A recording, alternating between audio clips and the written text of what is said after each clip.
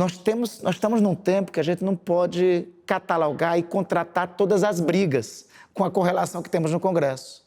A gente tem que escolher quais as lutas nós vamos enfrentar. Então, temos que ter foco. Por isso, eu concordo com a pergunta anterior que você fez.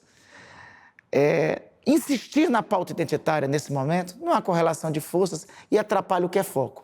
Qual é? Aí vocês deverão vir para a pergunta inevitável, Valfrido e Reinaldo. E qual é o foco? Qual é o foco? Então, o nosso foco é melhorar a vida do povo. Esse tem que ser o foco.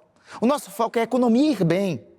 O nosso foco é o desemprego estar caindo e o emprego continuar aumentando. É a inflação estar dentro da meta. É o crescimento econômico, a gente continuar surpreendendo o mercado, ter 3%, ir por 3% de novo. É isso, porque a chance de nós vencermos esse ciclo político, de nós encerrarmos esse ciclo político, é a condição material da existência do povo. Olha, eu com outra categoria aí de novo, né? A condição material da existência do povo melhorar. O terreno fértil para o fascismo florescer é a infelicidade do povo. Quanto mais o povo estiver infeliz, o desemprego estiver grande, a vida estiver deteriorando, o fascismo florescerá. Quanto mais nós melhorarmos a condição do povo, e por isso o foco tem que ser isso, tem condições de vitória do ciclo democrático. Segurança pública. E parece que ao lado da economia é uma questão absolutamente essencial para a felicidade do povo. Nós estamos vivendo uma situação especialmente delicada para a esquerda, porque nós nos deparamos com soluções fáceis de confrontação com morte da criminalidade em alguns estados e, ao mesmo tempo, uma solução, ou que se contrapõe à solução difícil, que é uma solução estrutural. E, no meio de tudo isso, questões polêmicas, como, por exemplo, a questão da saidinha, sobre a qual o senhor se manifestou na condição de senador. O senhor votou contra a saidinha. Votei contra a saidinha a favor do projeto de lei. Do projeto de lei. Votei a favor do projeto. Queria que o senhor falasse um pouco sobre isso e quanto isso pode impactar no sucesso ou insucesso do governo Lula e na capacidade dessa direita alternativa se reeleger em 26. Bom, primeiro nós não podemos cometer os erros do passado, que aí eu vou falar mais do campo da esquerda, que não é nem os setores democráticos. Um erro que a esquerda cometeu em não debater segurança pública e quando travava esse debate ia para aquelas respostas meio generalistas, né? Não, vamos melhorar a condição do povo e aí resolve segurança pública. Isso é uma resposta generalista que não é verdadeira. Que não é verdadeira e não responde o dia a dia. E não é o dia a dia da classe média brasileira. É o dia a dia daquela família que mora nas favelas brasileiras. Explicar para essas pessoas que, às vezes, o crescimento econômico leva a um aumento de crime. Nós temos isso comprovado. Exatamente. O crescimento econômico... Isso. Olha só, nós tivemos um crescimento exuberante no Lula 1, no Lula 2, né? E tivemos, assim, no período seguinte, um aumento também do sentimento de insegurança dos brasileiros. Então, há esse diagnóstico simples que a esquerda sempre fez está fracassado, está ultrapassado, e nós temos que entender o que pensa. Alguém pergunta, né, por que assim, o crescimento das igrejas evangélicas? E alguém reflete o grau de segurança que uma igreja evangélica no bairro da periferia, nos bairros, nas ressacas de Macapá, dá para as pessoas? O sentido de guarnecer, o sentido de guarnião, de proteção que isso dá. Então, se nós... Assim, aí tem um segundo aspecto que eu aprendi aí, foi com minha trajetória na esquerda. Se você não entende o que o povo está sentindo, você está no lugar errado, você não pode se reivindicar de esquerda.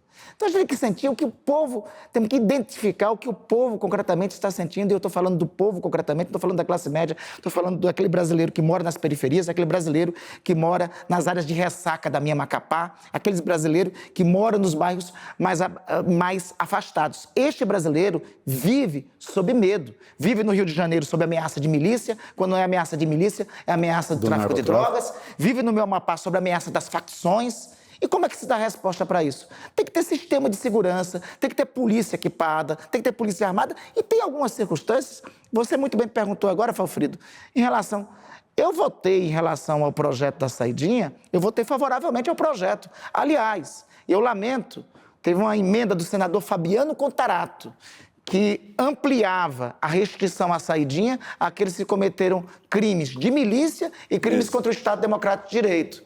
Foi a bancada bolsonarista, até com alguns setores nossos, que impediu por 6, 7 votos que essa emenda fosse aprovada. Nós não só votamos favorável, como queríamos amplificar, inclusive ampliar o dispositivo que lá estava. Por quê? Porque isso é uma realidade. Se eu ouço Fabiano Contarato, que é delegado de polícia, com experiência de delegado de polícia, que é alguém de esquerda, que foi até bem pouco tempo líder do Partido dos Trabalhadores, que tem uma condição singular, revolucionária no âmbito do parlamento. Ele é reconhecidamente, reivindicadamente, um dos poucos gays da história do Senado da República. Né? Se alguém com essa característica diz, não, a legislação é frágil, a legislação como está é vulnerável e favorece ao crime.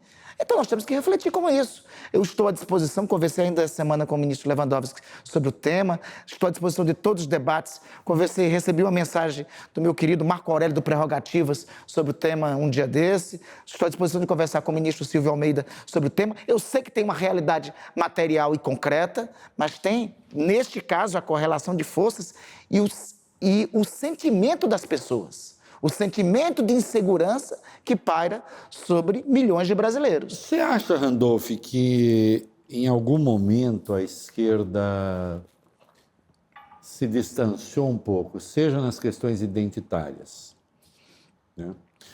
Nós entrevistamos aqui a brilhante Érica Hilton. Ela é brilhante mesmo. Ela é fantástica. E aí, num dado momento, nós falamos sobre linguagem neutra. Aí ela disse assim, eu não vou exigir que as pessoas usem uma linguagem que minha avó não entende. Fazendo meio uma blague. É claro que a Érica Hilton, ela é inteligente o bastante para não ficar pensando só submeter os projetos dela à avó dela, né? Assim como nenhum de nós submete aquilo que pensa exclusivamente à família, né? Exceto eu, que ou a minha mulher topa ou eu não faço. Né? Mas fora eu, né? O Reinaldo, né? As pessoas pensam aquilo que pensam, né? Seja nessa questão do projeto identitário, ou dos projetos identitários, seja em coisas como segurança pública, a esquerda se distanciou um pouco assim do povo, ela deixou um pouco esse campo para a direita, ir lá fazer demagogia? São as redes sociais? Qual é o seu diagnóstico a respeito? Se distanciou por léguas de distância, Reinaldo, se distanciou por léguas de distância. Porque, voltando ao exemplo das comunidades eclesiais de base, eu aprendia sempre lá, quando estava nos nossos cursos de formação da Pastoral da Juventude, que era o seguinte, você não só não pode se distanciar da linguagem do povo, você também não pode falar com a arrogância de quem é dono do mundo, sem saber qual é o sentimento concreto no meio do povo. Então, acho que eu fui formado com isso. E eu acho que houve um distanciamento enorme. Tem algumas... A gente, com todo respeito, há muitas teses e posições que sustentamos. Mas tem posições, às vezes, que são levadas, que talvez tenham um bom debate no âmbito da academia. Mas eu acho que pouco conversa com Dona Maria, que mora lá no Congonhas. Por exemplo, você dá um exemplo se quiser. Eu vou dar um exemplo concretamente. O que com a permissão já dada pela Érica, né, a linguagem neutra, né, eu acho até que é razoável, numa plenária de partido, ser exigida. Agora, no dia a dia com o povo, a Dona Maria, que está nos escutando lá no Congonhas, não vai conhecê-la.